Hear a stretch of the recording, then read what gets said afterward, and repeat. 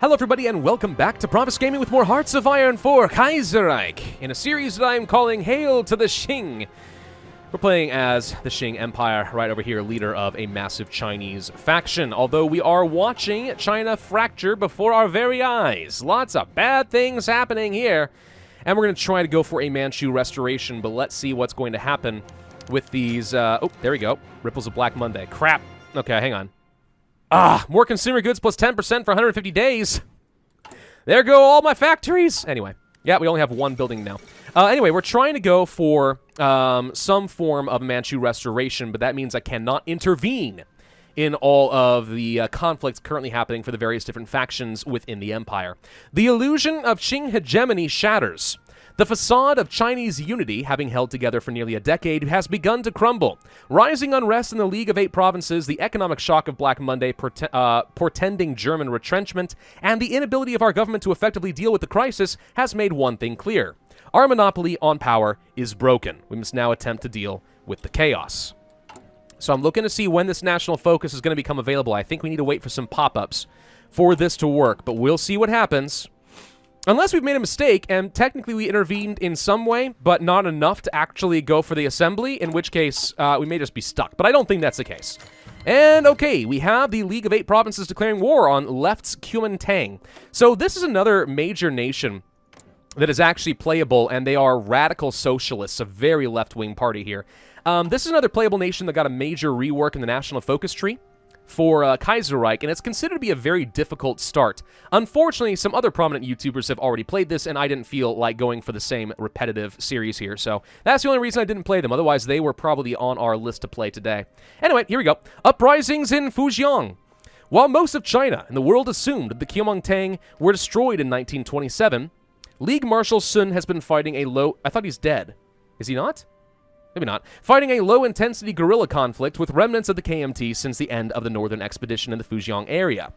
Reports were censored from the press, and even Wu Paifu remained largely unaware of the true scope of the conflict, with Sun keeping all details tightly under wraps. With the current chaos in the League, however, the remnants of the KMT have re-emerged and declared a new campaign of national reunification. They have declared our rightful government illegitimate, calling us little more than a German puppet, slaving to the whims of Berlin. We can only hope that the remnants of Sun's forces can put these traitors down. No, Sun is still alive. I guess that's the name of the new guy who took over. I'm getting confused. All these names and stuff. It's easy to lose track of all this. And also, Hui declared war on the Nanjing Cleek. Okay, so they're fighting somebody. Oh, right, I'm sorry. Okay, so the League of Eight is now called the Nanjing Cleek. Okay, so it's led by someone totally new. Got it. So they're all at war now. So these guys are all fighting it out. So what are we going to do? Are we going to intervene or are we not? Where is my pop-up? I don't want to waste days on my national focus. I'm also completely out of political power, which sucks. Southern governors cut contact. With violence in the League escalating daily, the governors of Yunnan, Tang Jiao, and Guangxi, Cheng Xiangming, have stopped responding to official government requests for information and updates on what is happening in their territory. They have long despised our government, and while this move is not unexpected, it represents a complete change in their official demeanor to our government. Many in Wu's inner circle fear that this heralds a complete collapse of our authority, and this morning news out of Shaanxi confirms these worries. Yang Shishang, governor of Shaanxi, has formally denounced the actions of our government in what is now being termed the Yangtze Incident earlier this week, and when Governor Wang Huangqing's forces fired upon a mob of refugees and proclaimed that Qing no longer has the capacity to rule China. He stopped just short of recognizing the Fengtian government, but it is clear that the national order is breaking down. So this is where I'm now wondering if I need to redeploy some of my troops, because we are now seeing conflict on all sides. We could get attacked from the north, we could get attacked on the west, we could get attacked by any of these guys. I don't really know what's about to happen, but we'll see. Lingguang, or whatever, breaks free. A coalition of two of the former 8 provinces of the Eponymous League, whatever, seceded from both of the agglomeration of our regime and the whole this morning, under the command of scholar bureaucrat Cheng Jiaming, backed up by warlord Ma Ji. The provinces declared our government wholly illegitimate and promised a swift end to the autocratic and anachronistic monarchy. Rebel scum. So we have yet another faction down over here, who is currently not a part of any faction, but also not at war. Okay, that's not going to last. I'm sure these guys are going to get swallowed up in some way. And there goes Hunan. Okay, they're all breaking apart. The 8 leagues are going to break down into 8 different factions, I'm pretty sure. Widespread rioting breaks out, following Wu and Cao's silence on LEP-related affairs. Small protests began to emerge, clamoring for intervention. As the silence continued, these gatherings quickly grew into large street protests. With Cao finally announcing that he would support neither Qi nor Chen, the protests erupted into riots. Beijing and other major cities are paralyzed by the unrest, and nearly everyone, from the richest intellectual to the poorest street vendor, are in the streets denouncing the government. Adding fuel to the fire are wild conspiracy theories that Wu was paid off by the German legation not to intervene, leading many demonstrators to carry anti-German slogans and burn German-made goods. In one instance, crude effigies of the Kaiser, Wu and Cao were all burned outside of the Forbidden City before the perpetrators were hauled away in chains. And we now have widespread protests. Okay, does this mean now I have some options? Yes. We can now deal with the unrest, which is going to remove the widespread protests, but it's going to take a whopping 140 days. Hunan secedes from the League. Hunan province has fallen under sway of Sun Xiaofeng during the chaos following the 1927 Northern Expedition, with Governor Zhao Hengqi reassuming control of the province after a brief period of KMT rule. A longtime ally of Wu, Zhao has been governor of the region since 1920. However, he also has ties with the federalist government in Guangxi, tacitly supporting the federal model. As of now, he has taken a strictly neutral stance, torn between his personal friendship to Wu and his political loyalties to Chen Jiaoming. His neutrality, however, cannot last long, as already clouds are beginning to encircle around his rule of the province. Enact a non-aggression pact with Nanjing Cleek. Enact a non-aggression pact with the Qing Empire. Okay, so now we can't fight these guys, apparently. Not quite what I want. I want to restore people to the Empire, if I could. Can we declare war on anybody? No. No justifying of war goals, and frankly, I have absolutely no political power at all. That's the funny thing. I'm not even seeing some pop-ups saying we lose that much political power. Have the pop-ups taken away 150 every time? It's got to be getting close to that. I don't know. So all we can do now at this point is just sit back and wait. Civil war in Shuang. This is actually relative to me. Okay, I just want to make sure this isn't actually, part of a different nation. Shuang province, long plagued by overpopulation and food shortages, has erupted into civil war. Ever since the 1927 restoration, Yang Sen, a close personal friend and ally of Wu Paifu, has ruled the province. But in the last few years, his control began to slip. Various other factions loyal to the Fengxian regime, Kuomintang's remnants, and isolationists loyal only to themselves began to consolidate power and use the collapse of the League as the perfect moment to launch attacks on Yang's now shaky government. Yang has yet to reach out to us for direct aid, preferring to hide the scope of the unrest, but Wu expects his old friend to come knocking for help any day. So these guys have broken into a civil war. I don't see them splitting yet, but they're going to, and here's the support. Dire news from Chengdu. The tenuous peace in the region fell apart not long after the troubles in the League of Eight's provinces reaching a boiling point, greatly diminishing the influence of the Sichuaning's leader, Yang Sen. The internal divisions in the clique have escalated into open conflict as the Chongqing warlord Liu Xiang, leader of the Industrial Corps with its massive force and manpower and firepowers alike, have begun to march on Yang's forces. For now, at least, Yang's allies in the Baoding department under Deng Shihao remain, but even that is an uncertainty, and the situation spirals further out of control with every passing day. With the current chaos in Shuang, it cannot be ruled out that a prolonged conflict where both sides exhaust their strengths could lead to remnants of the KMT under Liu Chao seizing the moment to reverse their old misfortunes. As if that wasn't enough, persistent droughts have hit hard Sichuan's already struggling people. With disaster looming, our old friend Yang has reached out to us, pleading that we offer any support we may muster. While the consequences of a defeat for Yang could prove severe for us in the future, we also have our own crises in the light of the situation in Nanjing. Okay, so my question, if we do something, what do we do here? Let me just see real quick. So there's something else we need to happen here. Specifically, we ultimately want the coup to overthrow the Zili clique to succeed in order to go for the Manchu restoration. If we don't do anything, we probably increase the possibility of a coup, which is what I am going for, so I'm going to say no. and hope that that is not the wrong decision that ultimately results in an even more fractured China. Song Zheyun asked Qing for help against the riots. Here we go again. After the magistrates of Beijing arrested the vile warlord Sheng Zhongchang, they were assigned to gather a report of his crimes for the prosecution. It therefore came as a surprise when the new governor of Shandong, Song Zhiyun, sent a copy of these witness accounts directly to the emperor. These eyewitness accounts not only condemn Zheng Shengchong further, but point strongly towards ongoing instability in Shandong that resulted in Zheng Shengchang's regime. Song Sheng has used this heavily to imply that the further military assistance is needed to secure the Shandong for Beijing. We are inclined to assist Song Jingyung once again, save for the numerous other very important issues are gendarmerie, with the army, the chief of the army has planned out. What are we to do? Get an event, we send... We have more pressing concerns. I'm, again, just trying not to get involved in every way possible. Peace deal between Canada and Afghanistan. Don't care. Restoration of democracy in Australasia. Maneuvers of the Carpathians. Really? I wasn't aware that that was a thing. The death of Pius the 11th, so a new pope has to be elected, which is going to determine the course of action in Italy. Still just sitting back and waiting for things to happen here for us. Trying to deal with the unrest.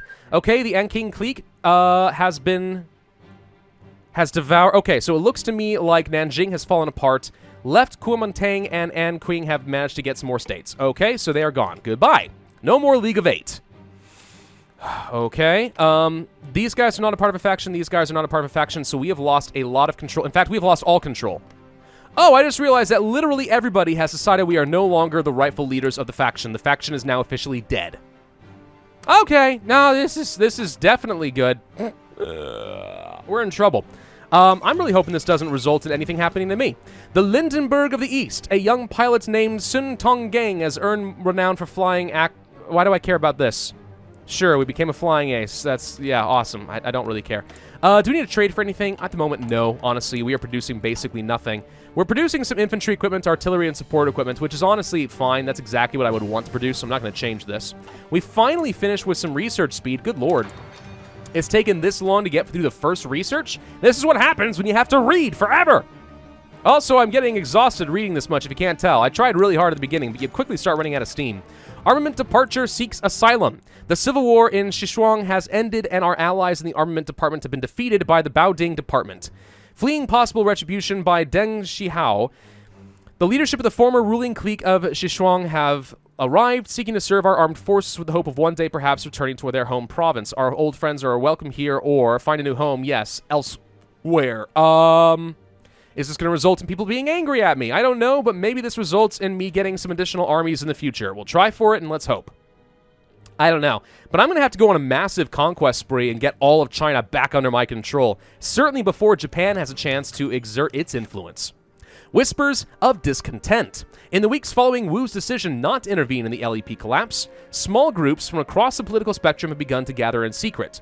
Initially limited to criticizing Wu's inaction, the worsening violence in the streets lead to many to bring up revolt. Social networks between those groups have allowed a shaky coalition to develop. Comprised of Manchu nobles, cadets of the Baoding Academy, reformers in the NCERA, and some Zili generals annoyed at Wu's inaction, this loose group has begun to speak clandestinely with one another and plot to overthrow Wu and restore the emperor to some degree of power. So this is where we are looking for a coup against the Zilis so that the Manchu can properly assert themselves. What the heck is all of this as far as events and decisions? Hang on. We only need one government, though we have bested the threats in the battlefield. Ooh, cool, a coring mechanic. Really? Hang on. Takes 90 days, and depending on the size of the province, we could spend political power. We have to have control of it first, though. We would lose. So this works very similar to the Global Defense Council we saw as anarchist Spain, it looks like. Ooh. Okay. War propaganda, no. Political actions, we can go for a police crackdown and solidify control. No. Continue the army reform. Managing German influence. Interesting. Right now, they have 12% German influence. We could bribe the lobbyists, reducing popularity of market liberalism. We can encourage domestic production, which reduces market liberalism further and takes up consumer goods factories for a while. Is this something I'm worth... I mean, at this point, we have no consumer goods to begin with. Should we just go ahead and do it? Maybe. Encourage anti-German boycott, reduce authoritarian Dems and the market liberalism. Minus 5% HA support. Interesting. Entice German financial support. So depending on how much German influence we want, this is going to change things. Huh. I have no idea how this is going to affect us as far as our future national focus tree, so maybe I don't want to touch this yet, but this is something we may want to do soon. And there's also the Legation Council over here. It is comprised of representatives of the leading nations with interests in China. The countries that have voting rights in the legation are the German Empire, the Empire of Japan, the Austrian Empire of the United States, and Flanders-Wallonia. Currently, there is no motion on the floor, so this is something we have to pay attention to the politics of the other foreign powers who want to be involved in China. Maybe I should just go ahead and do this. I mean, are we going to go for a German influence? Probably not. We're probably going to go down a very heavily monarchist route. I'm going to do it. Let's reduce our German influence a bit. Let's just see. I mean, it's not like I'm getting really any amount of construction as is, so this is not really going to change anything, at least until this whole situation resolves. We have a new pope. Pius XII, I think is what it was, so fun, cool. I don't remember which path that is specifically. We can actually probably check his ideology and just see. Where is Italy going to be going here? Paternal autocrats route. Traditional values, I do not remember what this is going to do. It is an autonomous puppet of the Kingdom of the Two Sicilies. That means the Pope is probably going to be in a conflict against socialist Italy, but we'll see. Or syndicalist Italy, I don't know. I mean, we'll see. We'll see what happens here. We could train up some new units, and how much logistics do we have right now? Infantry, equipment, some artillery. We could just do this. They're not the best units, but they're acceptable. I'm going to go ahead and start training some units. I think we're going to end up going to war pretty soon. This is about all I can afford right now. That's fine. Let's only do this once. Let's go ahead and start getting some more troops. All right. Just seems fine. I have no idea if we're going to see, like, our tag switch and we're going to lose all of this. I don't know if we're going to get a civil war. I don't know. Regardless, until I know what's going to happen, more troops are always going to be good. A clandestine meeting. In the basement of a shady Beijing bar traditionally used as a cover for the revolutionary activities, a strange coalition of individuals dedicated to overthrowing Wu Peifu and his rule over China have gathered. First is Puji, the emperor's brother and a general in the army, one of the few non-Zili generals allowed to command significant numbers of troops. Next to him sits Y.C. James Yen, a leading intellectual and head of the NCERA. Which is which party again? The Social Democrats. Ah, right. The New Chinese Empire Reform Association. Okay. Across from him sit Feng Zhixiang and Ling Bin, two Baoding cadets scarcely older than 25. The final member of this meeting is Zili General Li Bingji, a monarchist. Bingji claims to have assembled a coalition of Zili generals disgruntled with Wu's inaction over the last few months. Realizing that they are unable to beat the Zili clique on their own with the limited military resources, the leaders decide they must ask for the leader of a neighboring warlord clique for assistance. After much deliberation, they choose Shengxi or Shandong. Authoritarian Dems or paternal autocrats. 7-9, 7-9. They're roughly equal in power.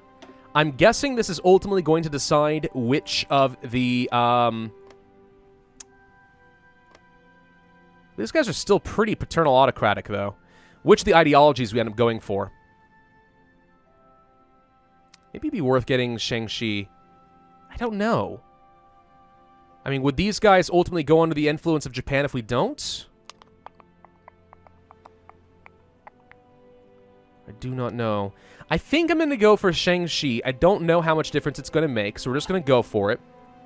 Let's try to get the governor to support our efforts to overthrow Wu and restore the Manchu. See if that works. Famine breaks out in Shuang. The province of Shuang has long struggled with famine. Rocky terrain and unpredictable weather kept the populations low until the early Qing era, when widespread land clearances and immigration incentives brought hordes of peasants to the province. In 1925, a lengthy drought turned into a devastating famine that ravaged the province, leading to hundreds of thousands of deaths and millions of refugees. Now, with chaos in the League disrupting food shipments and another lengthy drought, the specter of famine haunts Shuang once more. Already horrifying stories are emerging of mothers selling their children into slavery for scraps of bread and anarchy gripping even the richest market towns. This year just keeps getting worse and worse. What is this, 2020? Governor Yan's response. He has replied to our request, and while he is interested in helping, he says he can only do so if the coup plotters convince him.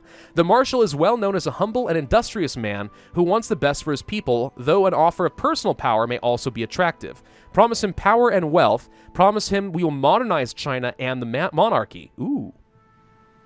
Power or reforms? Let's go from reforms. I don't know what this is going to do. This may actually shape which path we have to take in our Manchu restoration path. And again, ultimately, if I decide that that's terrible once I get a look at the national focus tree, I can always just restart and I'll do this again and I'll just show you what I do. I'm not going to make you watch this all over again, but you get the point. I just want to see what's going to happen with this. So, reforms, huh? Marshal Yan has accepted the coup plotters' request for aid. Stop, pause! He agrees he will deploy his troops should the Nanjing Cleek not be fully destroyed in the coup. At the same time, however, he will probably demand concessions once Puyi has been restored to his proper position. Excellent. Liu Xiang takes control of Shuang. That's a guy we don't like, I believe. Paternal autocrats. Okay, grave news, sire. It appears that he has defeated our ally, Yang Sen, in Shuang. While this is a major loss to the Nanjing Cleek, the province is industrially poor and militarily overstretched. Should they join any opposition faction, we will crush them. So by not supporting all of Wu's allies, I think we may make it easier for the coup to progress, which is exactly what I was trying to do. So I'm happy with that. Let's just hope that I haven't made any mistakes along the way. So it looks like Anqing and the left Kuomintang are now fighting each other, which is good. Oswald Mosley elected chairman of the Union of Britain. Don't care. We don't care about European affairs unless it's the Germans, let's be honest. This doesn't really matter that much. Ominous troop movements. Unusual troop movements have been reported from Shaanxi province over the last few days. Uh-oh. It appears the troops are preparing... Oh, wait, this is the guy we like. Preparing for some sort of military action on our border, with our informants reporting that supplies and equipment are being stockpiled near the mountain passes of the Shaanxi. Governor Yang Shishang was our enemy just a few years ago during the 4th Zhifeng War, and an attack from him in these turbulent times to try and regain his lost lands would not be out of character, but he's the guy that we are trying to get under our, to assist us, so we don't want to worry about this, right? What's going on here? Dispatch more spies. We have more pressing matters. I'm trying to get Wu Paifu to just ignore all of this. That's what I'm hoping is going to happen. I don't know if this is going to turn into a civil war where I need to pull my troops back and hope that these guys just overwhelm me. Maybe? Maybe not? Yeah. What kind of a navy do we have here, by the way? Curious. Looks like we got some heavy ships, some dreadnoughts, a few cruisers, some light ships. It's not the worst. It's not great, but it's not the worst. We got our production. Good. Do we want to go for concentrated or do we want to go for dispersed? Let me think. I do often like the efficiency retention buff quite a bit. Factory output is certainly good, but it's a 5% thing to keep some efficiency, and also better efficiency base. I tend to like dispersed a lot, honestly. But is there anything else that would be more important, like, let's say, radio, or perhaps some equipment? I think for now we go for the factories, just go ahead and get some basic industrial tech. We have nothing working for us right now. Looks like Zhao Hengti won the Hunan elections. Wu Paifu's old friend just won the recent provincial elections in Hunan. Uh-oh. While this initially may seem good for us, Zhao's electoral victory may mean that he has reaffirmed his commitment to federal values, placing what he thinks are the best interests of the nation over true values or loyalties to Wu. Cancel the non-aggression pact. So now they are known... Wait, why does it say Middle Yangtze? What am I... Oh, I'm sorry, I'm still looking at the Strategic Navy. I don't even know why some of this stuff is named in the Navy map mode, but there you go. It's just the region. I get it. I get how that works. It's fine. All right, so it looks like the left Kuomintang might be dying, which is actually perfectly fine with me. I do not want the radical socialists to be in control. I see that a lot of people have a paternal autocrat style of leadership, which might work well for me. I don't know. Armament Department seeks asylum from Shuang. We could say that they're welcome here. Find a home somewhere else. I suspect that these are people who are allies of Wu, and we want to keep them far away. So we probably made a mistake by allowing anybody in here in the first place. Let's just go ahead and get rid of it. Are there any new decisions here that we need to look for? Does not look like it. Just watching to see if there's anything we can do to speed along the coup. Having a little bit of a performance issue. It's slowing down a wee little bit in a few places that don't make sense to me, but that's okay. I'm trying to take a drink here because I know that I'm already losing some of my voice. Good lord. So much reading to be done! All right, we're waiting for the dealing with the unrest. Good lord, this is taking forever! What's this one, by the way? Black Monday. Yeah, it's going to last until July of 1936. encouraging domestic production. This is going to last for 5 more days, and then we'll get our consumer goods back. Mysterious occurrences, worrying news. It appears over the last few days, anti-Zeali and anti-German pamphlets have been discovered, distributed amongst some of our troops. When asked where they were received from, none were able to give a straight answer, most saying it disappeared overnight. Even more worrying, several Zeali generals have dropped out of contact with Liu Yang over the last few years, notably including Li Bingji, whose monarchist sympathies are well known. Even worse, Baoding Military Academy appears to have been abandoned, and communications with far-flung parts of the empire have been interrupted due to widespread radio and telephone outages. Yup, authoritarian Democrats are losing control. What is going on here, says Wu. Yeah, we've been conspiring against you from the beginning. Can I just change? I wish it would just say my actual username up here. Why does it have to say player? Just say what it is. Say that it's Pravus. Come on. Anyway, unpause. Continue to move on here. I don't think anything's going to happen until we have dealt with the unrest. Got to get rid of these dang protests. All right, there goes the encouraging domestic production. So technically, I think we now have a factory working, which is fun, I suppose. Man, this is going to turn into a slog. We're going to have to go for a massive, like, reconquest campaign, aren't I? I'm pretty sure that's exactly what this is going to turn into. At the very least, we can now deploy some more troops if we want to. Song Zhengyun sends a lifeline to Beijing. The province of Shandong's fog of confusion has lifted and the man has emerged. Song Zhengyun, or Yong. Sorry, Song was responsible for alerting the magistrate to the illegal and inexcusable crimes, appointed governor, and thanks. And finally, a governor was sent. Guarantee Qing. I don't want your help. Do I? Wait, do I? No. No, I don't trust a former Republican. The authoritarian Democrats, he's probably going to support Wu. I don't want that. So we're going to say no. And hopefully with him not guaranteeing me, someday I'll get to conquer him instead. Construction tech. Oh, good. That'll totally help with my one factory. It's 1936. We can go for things like radio, obviously a very important technology for our reinforcement rate.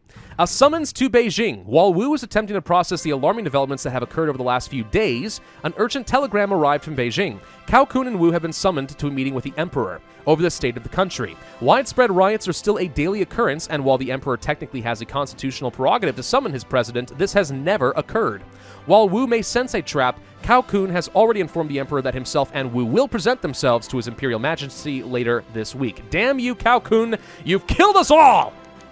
Wu and Cao prepared to meet Pu Yi. After arriving from Liu Yang, Wu berated Cao for essentially inviting them into a trap. Still, the Jade Marshal is not one to go into a meeting like this without a trump card up his sleeve. As the two men prepare to enter the hall, Wu orders his bodyguards to wait outside the entrance to the chambers. The ceremonial bodyguards outside are unarmed except for traditional swords, and the Zeali soldiers have hidden pistols within their pockets. Guards rush into the hall. As the two men enter and kneel before the emperor, around a dozen heavily armed Manchu guards rush into the room. Surrounding the emperor, they move forward and attempt to arrest the two men while Pu Yi flees the room. Upon hearing the commotion, Wu's bodyguards outside quickly dispatch the ceremonial guards and rush in. While Wu and Cao duck behind pillars to avoid getting hit, bullets fly back and forth among the ancient pillars of the hall, smashing priceless artifacts and wounding Cao Kun. When the bullets stop, however, one side emerges victorious. So this is where we would now have the choice to reform the Nanjing Cleek and keep them in power and then write up a new constitution, or allow them to die. The coup shall succeed. Boom! The emperor asserts himself. Pu Yi nervously re-enters the room, gazing down at the bullet-riddled bodies of the former Jade Marshal and his mentor, President Cao Kun. Pu Yi and another... Pu Yi and Pu Ji. It's just confusing to me. And another small group of Manchu guardsmen enter as well, all carrying submachine guns. Dearest brother, I believe it's time for you to make a speech. Pu Yi turns from the corpses and looks at Pu Ji. He begins, his voice uncertain. I am not sure if I can do that. Pu Ji is about to say something when General Li Bingji, the leader of the Zeali deserters, bursts into the room. My lord, the city is secure, he says, kowtowing almost to the ground, facing Pu Yi. But Jiang Bali and several other Zeali generals have retreated to Liu Yang. They are planning to launch a campaign to destroy us and liberate Beijing. Pu Ji moves over to Pu Yi and whispers in his ear, You are the emperor now. You must act like one. Pu Yi nervously attempts to gather himself. The Shuang Emperor, Son of Heaven, formally proclaim any members of the Zili clique who do not swear fealty to me by tomorrow. No. His voice cracks and he is forced to steady himself. Who do not do so by tomorrow noon will be traitors to the great Qing. Death to traitors. We remove national spirit, fractured empire. We have officially created a new prosperity league. Or, no, wait, that's not what this is. We've officially asserted ourselves as the proper emperor. We have dealt with the unrest. We have the Manchu restoration done. And the Shangxi clique joins the Qing sphere, which is apparently a new faction. Okay. Prosperity League dissolves. Following our recent upheavals, the Prosperity League has abruptly dissolved, citing a hostile atmosphere, with many of our prominent lobbyists leaving for Tianjin. While the German legation remains in Beijing, they have cut themselves off from any government contact, robbing us of German military and industrial support. The people, however, are overwhelmingly in favor of this move and are praising the new government for ridding itself of foreign influence, eliminating market liberalism as a viable faction in the country. Wow. Okay, so, second episode. We have officially asserted ourselves as the proper emperor of Qing. We have a new faction. The Qing sphere and the Shangxi clique is under our control. Excellent. Now we must reassert ourselves as the proper leader of all of China. But that is going to have to wait until next time. Thank you all for watching. I do hope that you enjoyed. If so, then I would ask you hit that like button, leave a comment, and subscribe, and I will see you guys next time. All right, let's go ahead and do it.